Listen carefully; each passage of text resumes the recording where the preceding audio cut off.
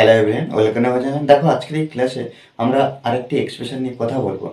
আমাদের একটা কথা মনে রাখতে হবে, আমরা ইংলিশে ট্রান্সলেট করতে চাইলে, আমরা ইংলিশে ইমপ্রুভ করতে চাইলে, ইংলিশে কথা বলতে চাইলে আমাদের একটা কাজ করতে হবে, কি?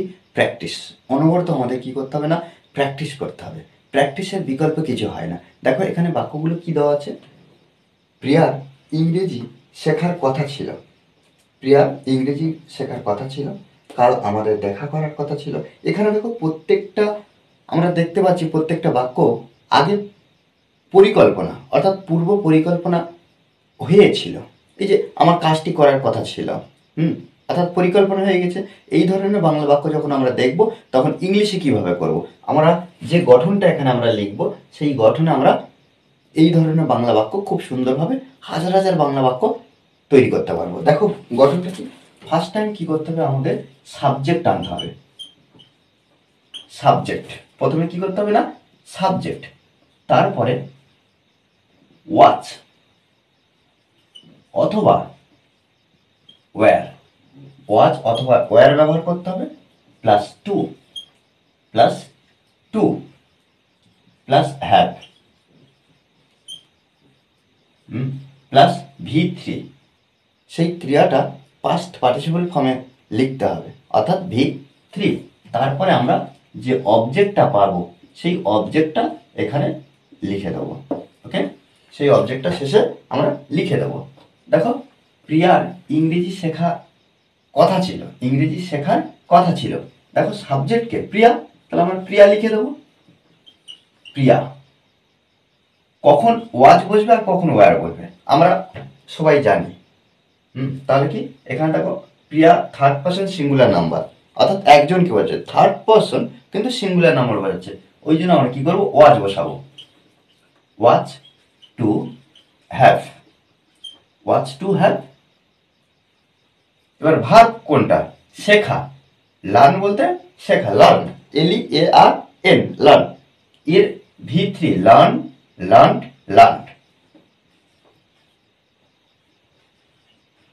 লার্নড, অর্থাৎ এর V3 কি হলো, শেখার, লার্নড।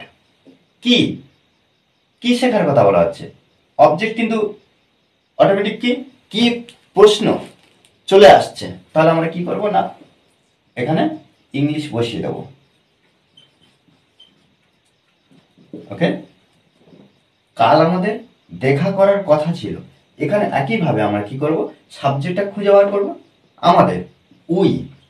আর উই এর পরে ওয়াজ হয় না, উই এর পরে ওয়্যার হয়। তাহলে উই ওয়্যার টু হ্যাভ। এইভাবে ফার্স্ট টাইম সাবজেক্ট বসলো, তারপরে ওয়াজ বা ওয়্যারের মধ্যে অর্থাৎ হেল্পিং ভার্ব একটা বসলো, টু হ্যাভ। এই যে দেখা করা, দেখা করা, মিট মানে দেখা করা বা সাক্ষাৎ করা, এর পাস্ট পার্টিসিপল হয়ে যাবে মেট। অর্থাৎ এটা V3, এটাও যেমন V3, এটাও V3, আমাদের গঠন অনুযায়ী করতে হচ্ছে। ব্যাস এই পর্যন্ত কমপ্লিট। তারপরে কি আমাদের দেখা করার কথা ছিল, এটা পুরো কমপ্লিট হলো।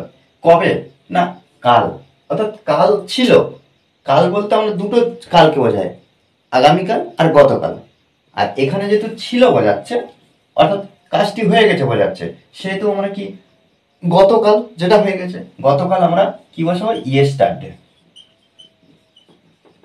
ইয়েস্টারডে, অর্থাৎ গতকাল। আগে পরিকল্পনা হয়ে গিয়েছিল। তাদের কাজটি করার কথা ছিল, এই যে তাদের কাজটি করার কথা ছিল, আমরা বসাবো দে। দে বলতে তারা বা তাদের, তাদের দে ওয়্যার বসাবো। দে সিঙ্গুলার নাম্বার নয়, থার্ড পার্সন কিন্তু প্লুরাল, ওই জন্য আমরা ওয়্যার বসাচ্ছি। They were to have, they were to have. এই যে ভার্ব এবার কোনটা, এই যে করার, আমরা নিশ্চয়ই এখানে ডু বসাবো না, এর V3টা করব ডান। আমরা জানি ডু তিনটে ফর্ম জানি, অর্থাৎ এখানে V3 ডু ডিড ডান।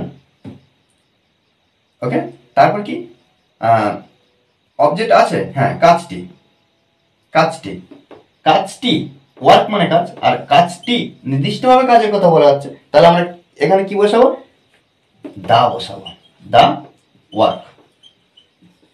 ওকে, আমার তাকে বলার কথা ছিল, একইভাবে কি করব, কে কাকে বলার কথা ছিল না, আমার বলার কথা ছিল কাকে, তাকে, তাহলে আই বসাবো, আই, আয়ের পরে ওয়াজ বসাবো, আই ফার্স্ট পার্সন কিন্তু সিঙ্গুলার, আই ওয়াচ, আয়ের পরে ওয়ার হয় না, I was to, I was to have. এই যে বলা, বলা ইংরেজি সাধারণত টেল জানে, কিন্তু যেহেতু ভিতরি করব, told, I was to have told, কাকে বলার কথা ছিল, এবার দেখো তাকে আমরা হার ব্যবহার করব। ওকে, দেখো এইভাবে কিন্তু আমাদের সুন্দরভাবে বাক্যগুলো প্র্যাকটিস করতে হবে, প্র্যাকটিসের বিকল্প কিছু হয় না।